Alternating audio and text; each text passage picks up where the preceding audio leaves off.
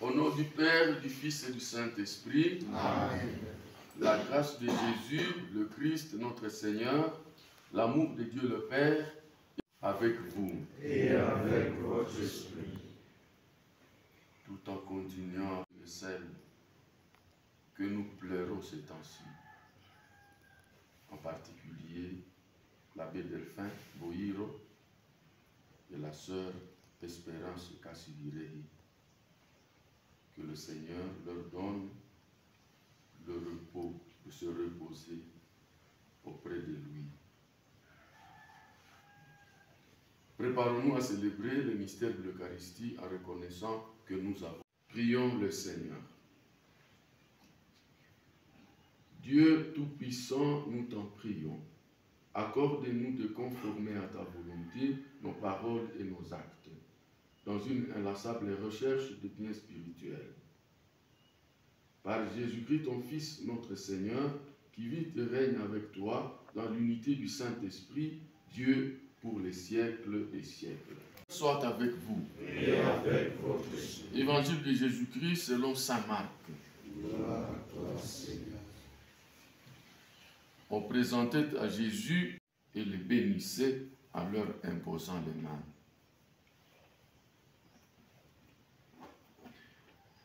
Acclamons la parole de Dieu. L'épisode de cet évangile, quoi qu'il paraisse, n'est pas banal. Au contraire, ces quelques versets constituent une importante révélation sur Dieu et ses rapports avec nous. Jésus-Christ, par toute sa vie et son ministère, a pour mission unique de nous faire connaître Dieu.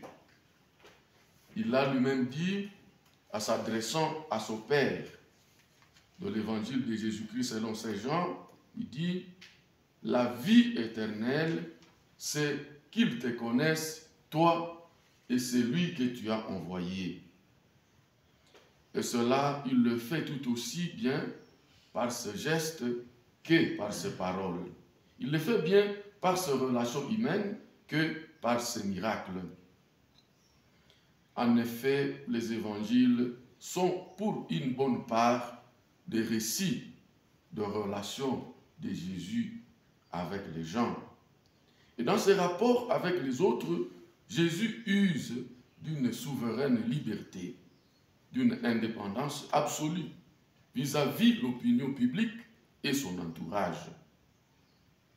On le sait, Jésus a fréquenté publiquement les pécheurs ou ceux qu'on regarde comme tels, lépreux, prostituées, samaritains, publicains, sans se préoccuper du qu'en dira-t-on, et donc en bravant courageusement le regard espion, notamment des pharisiens calomniateurs.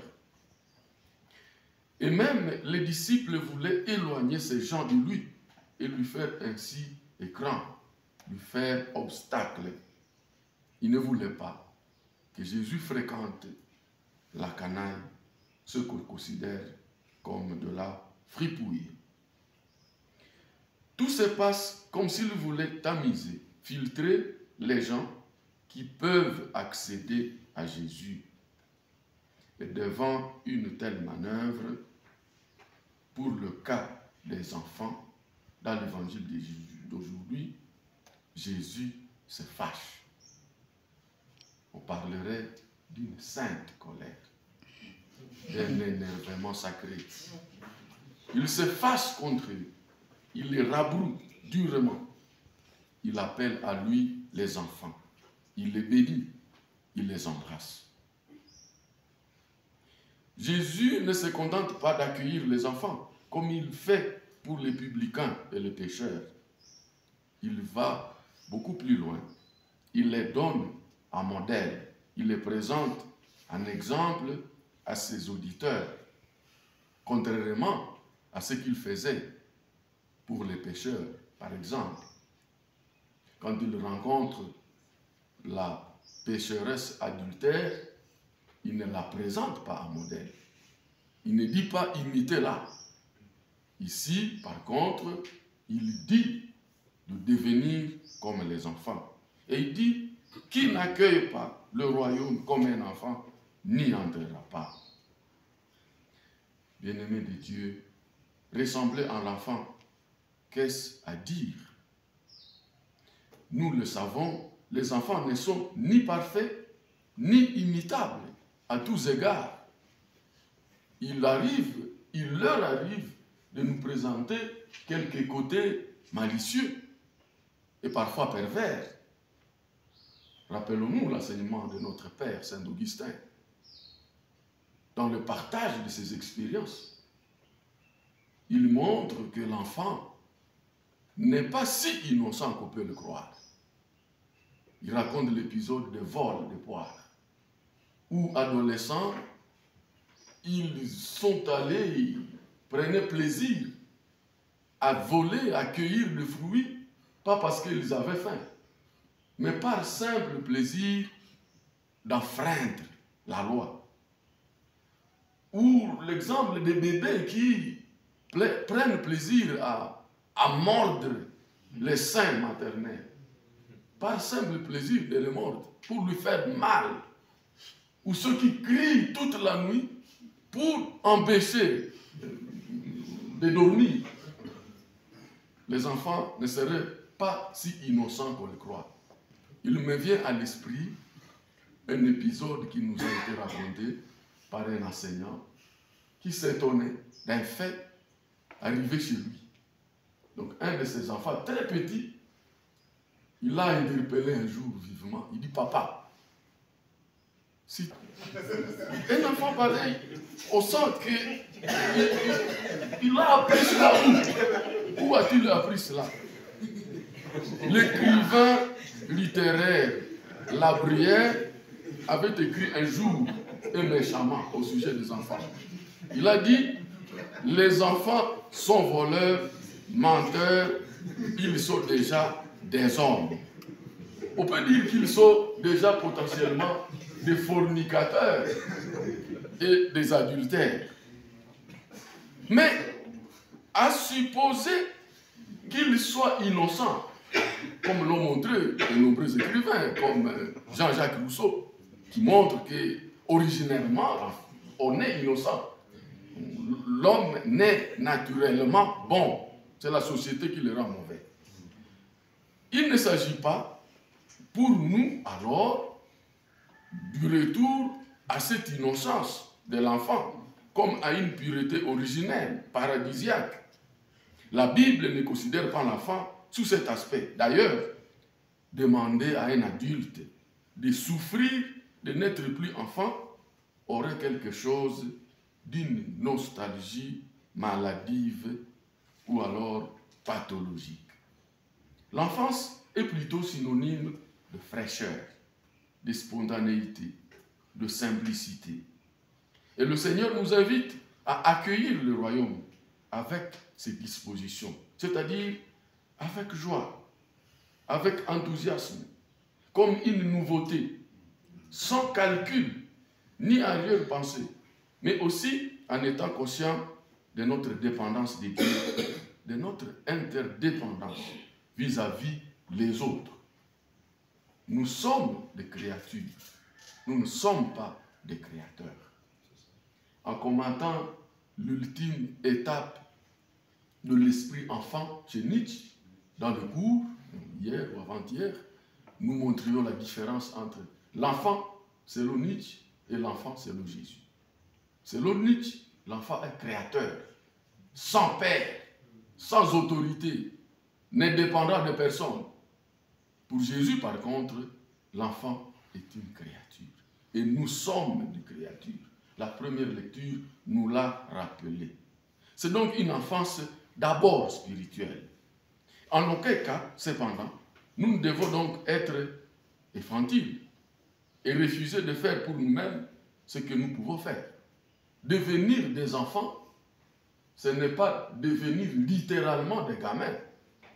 C'est devenir comme des enfants.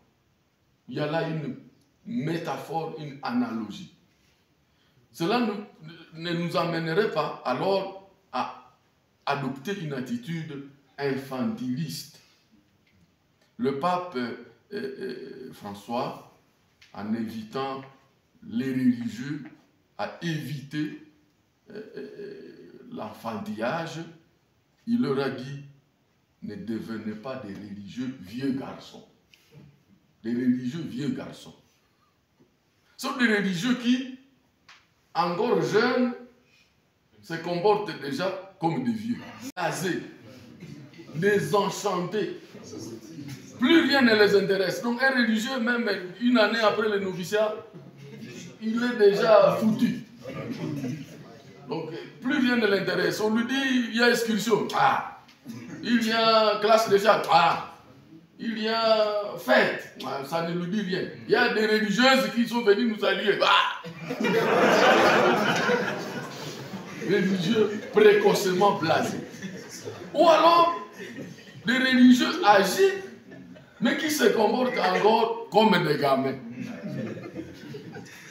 C'est plutôt l'esprit d'enfance proposé par Jésus, qui n'est pas paresse doucereuse, mais ouverture à la parole de Dieu dans la simplicité du cœur.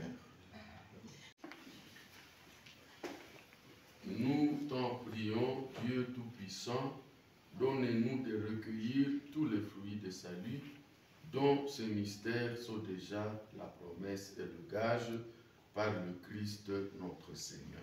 Amen. J'ai souhaité dès hier soir célébrer cette messe, aussi en action de grâce, pour dire merci à Dieu pour cette communauté qui nous accueille régulièrement, pour votre hospitalité, votre générosité, votre magnanimité, votre grandeur de cœur, votre richesse de cœur. Le mot riqueur signifie riche de cœur. Vous êtes des riqueurs. Je vous remercie sincèrement, Père, et à vous tous, mes frères, pour cette chaleur fraternelle dont je viens encore une fois d'être bénéficiaire. Après les cours, vers midi, je vais repartir à Moulo et on se reverra parce que nous avons encore un autre cours avec nos aimables étudiants de deuxième année. Le Seigneur soit avec vous. Et avec votre esprit. Que Dieu Tout-Puissant vous bénisse, le Père, le Fils et le Saint-Esprit. Amen. Allez dans la paix de Dieu.